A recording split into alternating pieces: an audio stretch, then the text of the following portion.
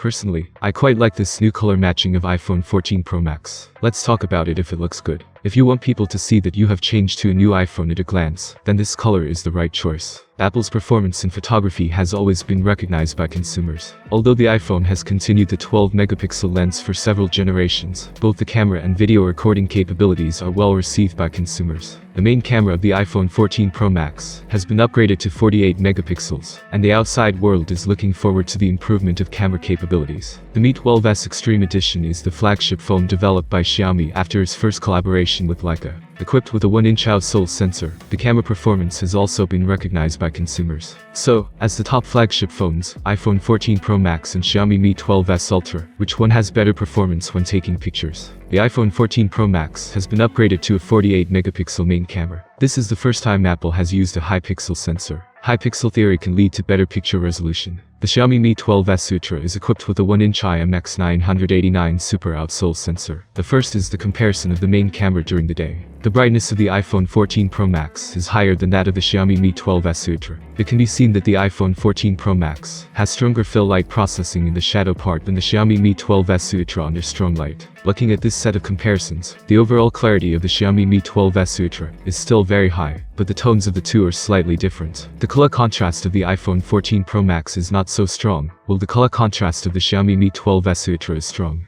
It can be seen from the picture that the overall brightness of the photos taken by the iPhone 14 Pro Max is higher, especially the light exposure control of the ground and buildings, which can be clearly displayed. The overall brightness of the photos taken by the Xiaomi Mi 12s Extreme Commemorative Edition is low, and it can be seen that the exposure control is better than that of the iPhone 14 Pro Max. Let's take a look at this set of photos. The obvious difference in exposure between the iPhone 14 Pro Max and the Xiaomi Mi 12s Ultra. The photos taken by the iPhone 14 Pro Max are still very bright, especially the reflection effect on the surface of the building, which is more obvious than that of the Xiaomi Mi 12s Ultra. This set of photos was taken in a small alley with a complex environment and low light. Before the photo is enlarged, the difference between the iPhone 14 Pro Max and the Xiaomi Mi 12s Ultra is only the brightness. The photos taken by the iPhone 14 Pro Max are brighter, but due to the exposure of the light box at the end of the alley, the iPhone 14 Pro Max is already blurred. This time, the appearance of the iPhone 14 Pro Max has changed, and it has also brought about changes in interaction. Around this smart island, Apple has also brought us a new way of interacting with iOS. When I picked up the iPhone 14 Pro Max for this review, I immediately noticed two things. The first is that the notch is replaced by a pill-shaped cutout, and the second is that the camera bump is bigger. The iPhone 14 Pro Max is available in 4 colors: deep purple, silver, gold, and space black. I'm partial to dark purple because it's the most popular, and that's the one I tested for this review.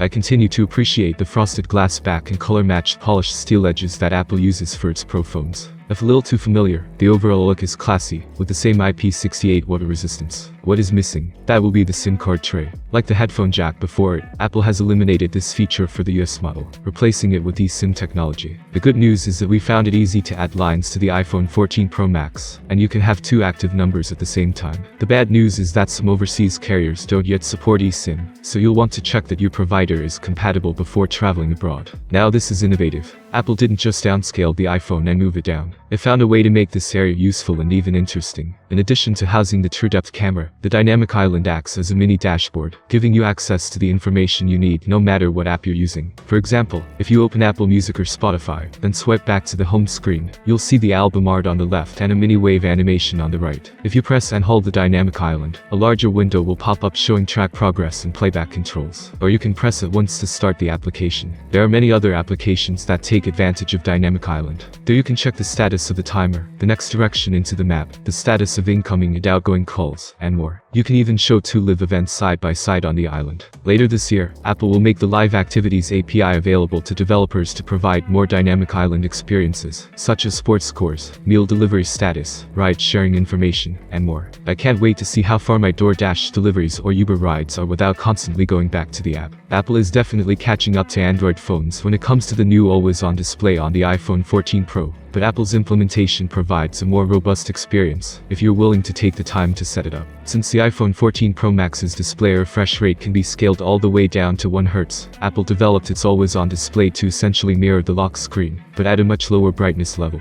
So you can still see your wallpaper, lock screen widgets like weather, calendar, and event rings, and notifications coming through. The always-on display is smart enough to turn off if you keep your iPhone 14 Pro Max in your pocket or upside down on a table. I personally appreciate the always-on display that simply shows the time without turning it all the way on, as my dogs usually see it as a sign that they can go out at night. Otherwise, the iPhone 14 Pro Max's Super Retina XDR display is very bright and vivid. In fact, this panel is rated at up to 1600 nits and 2000 nits for outdoor bright sunlight. When we use the iPhone to watch videos or play games, the island is mostly just a black pill, with a strong sense of presence, which somewhat affects the visual experience. In fact, among the upgrades of the iPhone 14 Pro Max, the A16 Bionic chip has the smallest progress, because its core configuration has not changed much compared to the A15, and its performance has improved but not much. The iPhone 14 Pro Max's A16 Bionic is Apple's first chip made on a 4nm process, and it's once again the fastest chip in a phone. The CPU is rated only 10% faster than the A15 Bionic, but it offers 50% more memory bandwidth, which helps with gameplay.